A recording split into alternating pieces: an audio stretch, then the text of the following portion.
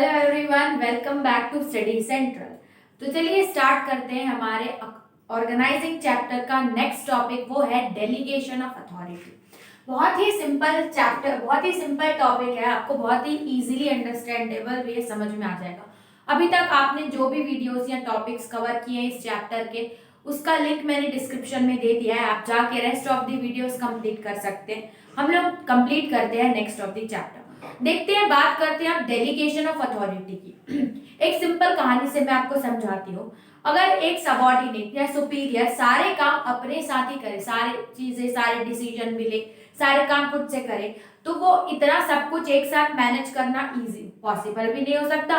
Plus जो quality रहती है सब काम एक साथ करने, तो क्वालिटी में वो जल्दी जल्दी करता है, तो क्वालिटी भी अच्छी नहीं आ पाती है। इसका मतलब अगर मैं इसी में समझाऊं तो एक सुपीरियर सारे काम को मैनेज अच्छे से नहीं कर सकता, तो वो क्या करता है, डाउनवर्ड फॉल करता है। इसका मतलब होता है कि वो जो अपना एक काम रहता है, वर्क जो रहता है, वो ट्रांसफर करते जाता है टू लोअर लेवल्स। अपना काम हर किसी को देता है। इसको बोलते हैं delegation of authority.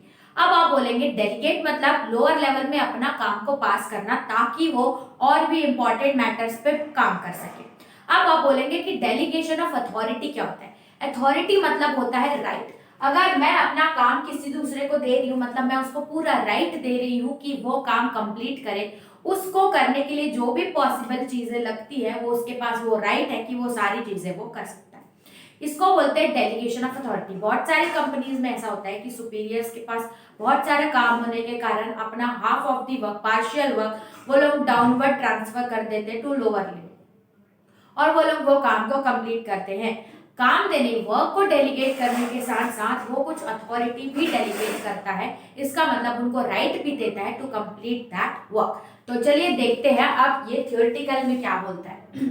Delegation of authority का सिंपल मीनिंग मैं आपको बताऊं तो manager shares his responsibility to the subordinate. उसके पास जो काम था, जो उसकी रिस्पांसिबिलिटी थी, वो आप किसके, वो अपने सबऑर्डिनेट से शेयर कर रहे हैं। Now you have to complete that following task. उसके बाद मैनेजर ऑल्सो शेयर्स अथॉरिटी। अब वो रिस्पॉन्सिबिलिटी देता है, इसके साथ साथ उनको अथॉरिटी भी देता है कि आपको ये काम करने का पूरा राइट है।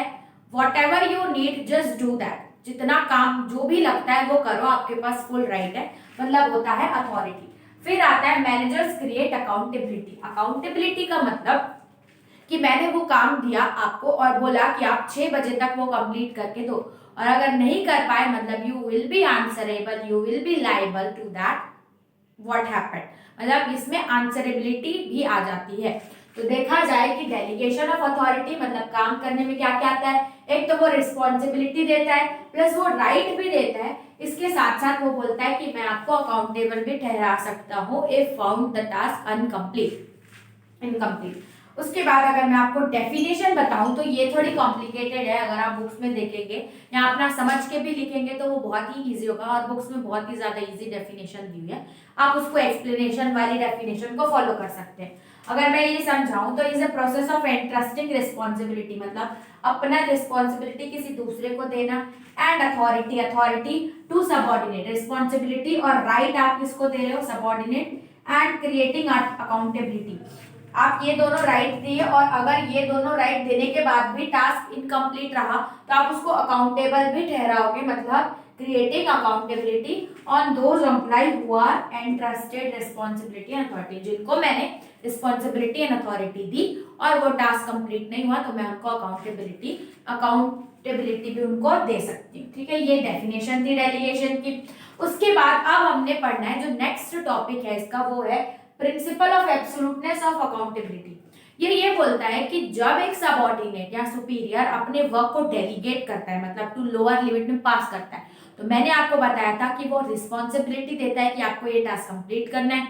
इसके साथ साथ वो उनको ये अथॉरिटी भी देता है, राइट देता है कि जो भी पॉसिबल काम है, जैसे कि मैंने कुछ असेंबल किया तो वो रॉ मटेरियल वो यूज कर सकता है, मैंने मतलब उसको अथॉरिटी भी दी। ये देने के बाद क्या वो अब पूरा, जैसे अगर मान लो वो सबऑर्डिनेट उस काम को कंप्लीट नहीं कर पाया, इसका मतलब ये तो नहीं है ना कि वो उसी को ही लायबल ठहराएगा। फॉर एग्जाम्पल मैंने किसी को, मेरे को हायर अथॉरिटी से काम आया, मेरे पास बहुत काम था, तो मैंने अपने फ्रेंड को दे दिया। अब फ्रेंड को मैंने रिस्पॉन्सिबिलिटी भी दी, अथॉरिटी भी दी कि आप ये काम करके रखना, लेकिन वो नहीं करके रखा।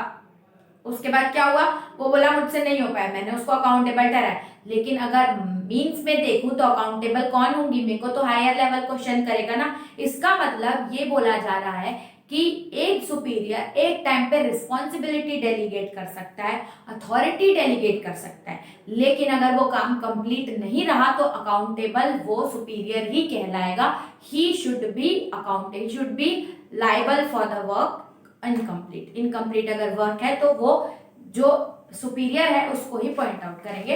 ये इसमें बोला है, अगर मैं इजी में समझाऊं, after creating accountability on subordinate the superior also remain. अगर वो अकाउंटेबल है तो सुपीरियर स्टिल वो अकाउंटेबल होगा अगर वह कंप्लीट नहीं होगा। उसके बाद दिया है बट बाय पासिंग और delegating the responsibility he can not get rid of all.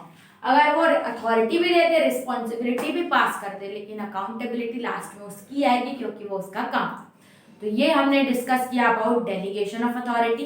अब हमें नेक्स्ट वीडियो में डिस्कस करना है एलिमेंट्स ऑफ डेलीगेशन। बहुत ही सिंपल है, इसमें हम लोग अकाउंटेबिलिटी, रिस्पॉन्सिबिलिटी और अथॉरिटी पढ़ेंगे, तो आपको डिटेल में समझ में आ जाएगा। तो चलिए देखते हैं नेक्स्ट वीडियो, और ये वीडियो आपको पसंद आई हो तो don't forget to subscribe the channel.